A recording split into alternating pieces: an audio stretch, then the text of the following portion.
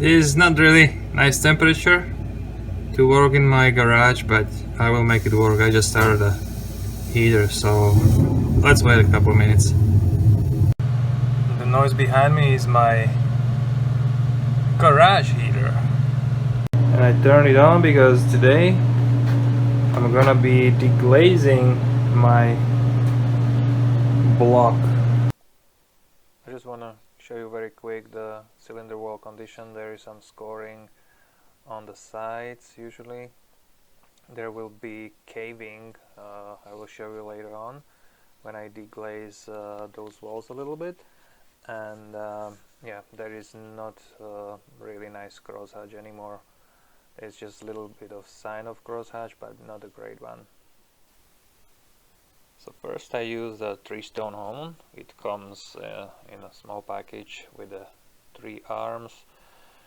They are driven by the spring. I put some oil on all moving parts, making sure that it's all working nice and easy.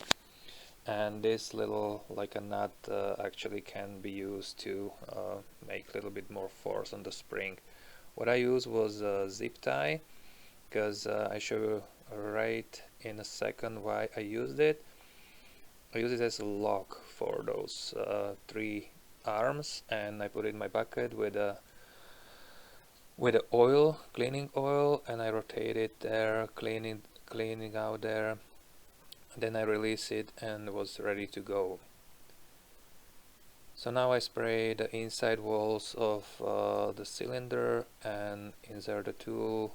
Try not to hit the bottom. It's pretty tricky sometimes. I hit it once, but it wasn't too bad. I just tried to stay away from the bottom. And I did this for every single cylinder. Pull it out, clean it. The same process. It's basically like a routine, making sure those stones stay nice and clean. One more spray with the Gigaloo WD-40 or whatever is available on those stones, on the cylinder wall again, and repeat the process. It's pretty straightforward. I did like 10-15 strokes. This is a little bit fast forward, but 10-15 strokes, I pull it out, and then I wipe it off with a rag, clean it with acetone, and I kept going like that. It looked pretty easy. I never measured the cylinder wall, which was a mistake. You cannot control how much material you can take off on the top, on the bottom, in the middle. You see the process of cleaning stones. I used a little brass brush to get rid of that kind of like a gunk from the cylinder wall. Well, you see, after the first couple of tries to deglaze the cylinder wall, there is still a little problem on the top, like a first top inch of that wall. There is a black ring. It's the caving. It's wider than the normal size of the wall. And I did another mistake. I tried to leave those stones just on the top of the cylinder wall, thinking that I can get rid of this kind of like a mark and without any problems. You'll see later that the problem was when I measure the cylinder across the whole length, and I found out that the out of round wasn't too bad, but the taper was there, and the cylinder wall, actually the clearance between the cylinder wall and the pistons was too much. It was out of spec. The cylinder wall looks great. It looks shiny. Maybe the crosshatch is not a great angle, but it was not the final up. And it might look like it's good to go, but it's actually not. It's still not usable. So you cannot see it by the eye. You can eyeball it, but it's still looking pretty shiny. It's not good to go. It's still not there. I didn't measure the cylinder wall just in those 2 axes, like a left and right, up and down, but I also measure it here in the middle. So I did basically 1, 2, 3, 4 measurements of the cylinder wall, and then I move it 25 mil lower or on the different spot, and I did the same measurements. So I did 6 times 4, 24 measurements for one cylinder wall on this engine. And this way you will see more or bigger picture or detailed picture about your out of round condition. And what happened in my case, I had or I still have, caving on the top part of the cylinder wall, basically maybe not even an inch from top. There is that bigger difference. So imagine the piston ring. It's basically like a 4 or 5 millimeters from the top of the piston, the first one, and that gets beaten really hard. So this top part, those first 5 or 4 millimeters should be okay, but then it gets worse, that the combustion and big pressures, everything wants to get apart. So there is a little wider, the piston, the cylinder wall is a little wider on the first, let's say 10-15 millimeters, and that's the main issue of this engine. It had low compression, so when you bring it to the top dead center, those rings expand a little bit further, and they don't seal. How your leak down test fails. Another little trick is to use Sharpie, then you mark it down from top to the bottom, and then you see where the stones are doing the work.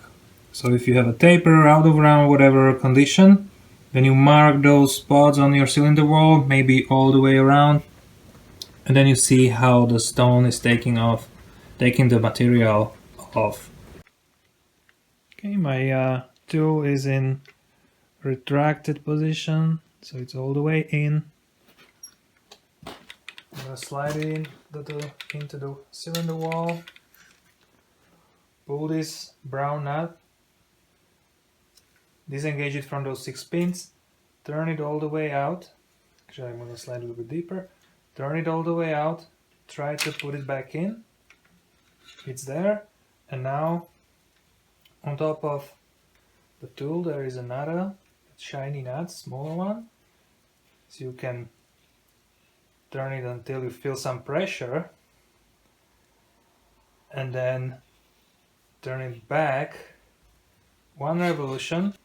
So what I'm gonna do, clockwise rotation, try to feel the resistance. Alright, that sounds pretty well. So now on top of this micrometer, I'm gonna bring in the camera closer to here. On top of this tool there is this micrometer, so now it reads about 5. I'm gonna turn it 2 or 3 marks clockwise until I feel some resistance. Not too much, like a medium resistance. It's hard to measure it, but you have to feel when the tool works really hard and when it's actually started working harder. So like I said, I'm gonna turn it 2 or 3 marks clockwise, and again, try how it feels. I know the major resistance is gonna be on the bottom. Now I'm not really worried about the crosshatch. I'm taking the material off, so I'm gonna do the up and down movement, but it doesn't have to be the crosshatch movement really in the fast pace. So this is pretty light tension. I'm gonna do another 3 here.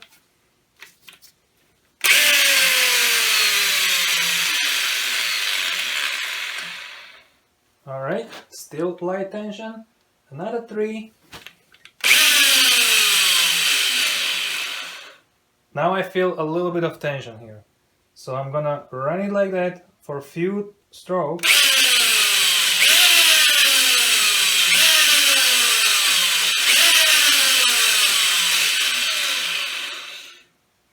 Trying to keep the rod parallel with the cylinder wall as much as possible, of course, to make it a little bit easier for those stones so they don't work too hard on one side of the cylinder wall or on the other when it's in the middle. So I felt that little pressure, I did a couple strokes.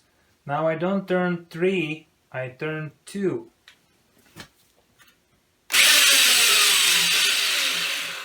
I don't know if you can see it, but now the drill stops way sooner than before. So I'm gonna stay like this for a few strokes again.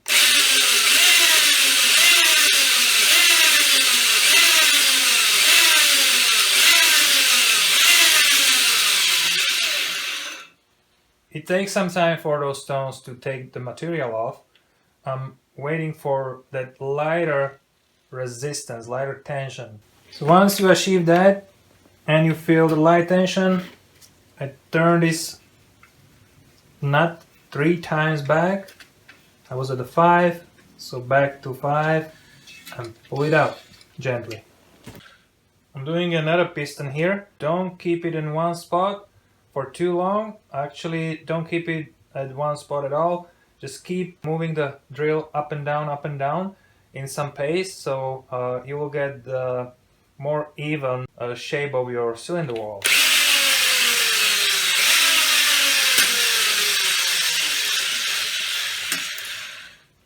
Once you feel that light tension is away, just turn this top nut like 2 marks to the right and keep going with light tension. I found out light tension is enough. You don't have to press it too hard and break something, stones or whatever, or get some heat marks on the cylinder wall. And slow RPM. You don't have to be on a race here, just a little bit at a time, and slow RPM. Now when I'm finished, again 3 times this top nut back it off, pull it out, wipe it off, remeasure it, clean those stones, clean those wipers, and go again for another one. So as you see, I had a little bit of issue in the middle. The cylinder was a little bit smaller in the middle, and now you see my marks from top to the bottom shows exactly what my stones did.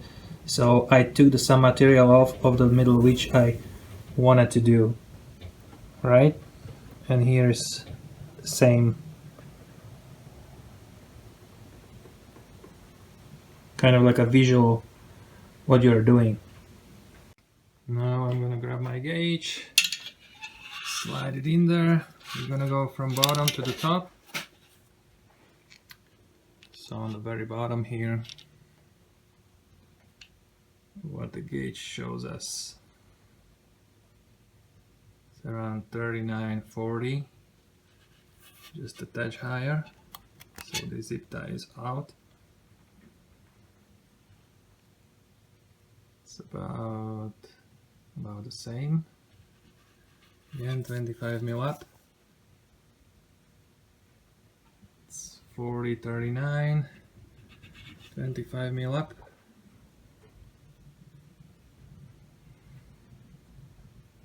39.40. 25 mil up.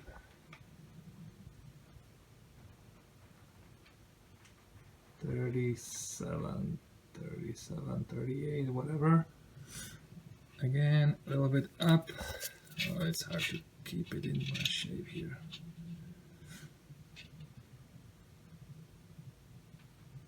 It's 37. And to the very top, it's 38, 37, 38. So I'm pretty happy with the results because there was out of round and taper. I measured it this way as well, and those 2 directions, and I got pretty much same results between 38, 37 to 40, which is in spec, and it's even throughout the whole cylinder wall, which is very good. And now I'm gonna wait for the pistons, measure it, and rebore it or rehone it to the side of the piston, actually to the clearance between the piston and the cylinder wall. I'm excited. And just to clarify, I know exactly what these numbers mean to me.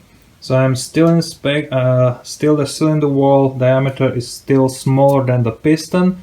So I just want to prepare all those 6 pistons to the same size. And then when I measure those pistons, I will rehone it again to the proper size, so I will get the proper clearance between the pistons and the walls. And my number 4 I did already, but it was a 3-stone hone. So let's do the same thing. Let's see the measurement on top. Always stay perpendicular to your cylinder wall, of course, to make those measurements valid. So I'm on top, on 25, 26, a little bit lower. Now I'm at 10 or 11. 25 mil lower, that's 13. 25 mil lower, that's like 16, 17. And the last one, where my zip tie is, so that's very bottom of the cylinder wall. That's actually interesting. That's 22. So there is major difference for my cylinder wall from top to the bottom. So I have to address that. Here's an update after a few days.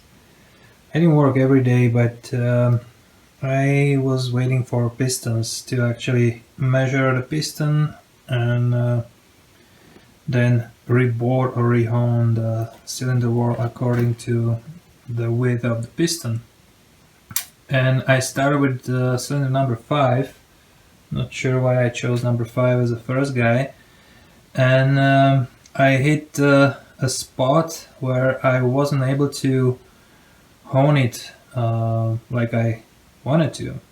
Actually, the honing tool worked pretty well until I hit that spot, and I'm basically like 2,000 of an inch away from the measurement I would like to go to, but as I said, I cannot get any more material off. I'm not sure why. I doing a dry honing. I called Lisle, they said try to hone it wet, and I'm done with it. Like the mess with the oil, I just don't want to deal with it. I just got to the point, like I said, where I'm very close to the size of the piston, but I'm gonna send it to the shop. So at this point, I don't wanna say I gave up. I just don't want to beat my head against the wall and prove that I can do it. Basically, I prove myself that I can get rid of out of round and taper until I hit that point. Like it looked like I hit the diamond or something, because those stones were not taking any material off, even with a little bit more pressure applied than I used to. So basically the Lisle 1500 did a really amazing job until, like I said, I get close to like 2 or 3,000 of an inch to the next piston's oversize, which is 0.010 inch or 0.25 millimeters. Now I'm gonna need the help of my 4-cylinder Accord. That's a good car. It's gonna take this 6-cylinder twin turbo engine for a good wash and to a machine shop. So why this actually happened that I couldn't get any further on that 1-cylinder? I asked the guy at the machine shop, and he said that those stones have glaze, like they glazed up, and I didn't understand why this should be the cause, because I did every single cylinder the same way. Every single time I pulled the honing tool out, I cleaned those stones the same way, and all of a sudden they stopped working.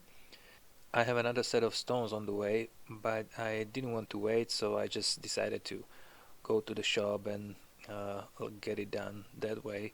So I kind of gave up, but only for this case, and the next project will be probably K24 engine. Is it doable in your garage? I think it is. It just takes a lot of practice, a lot of patience, a lot of measurements, a lot of time. Yeah, but if you want to get the job done as quick as possible, the machine shop is usually the fastest way. And they do have equipment, different equipment, machines for a couple $100,000 and not just one. So yeah, like a challenge is a nice thing. I hope you had some fun, and thanks for watching.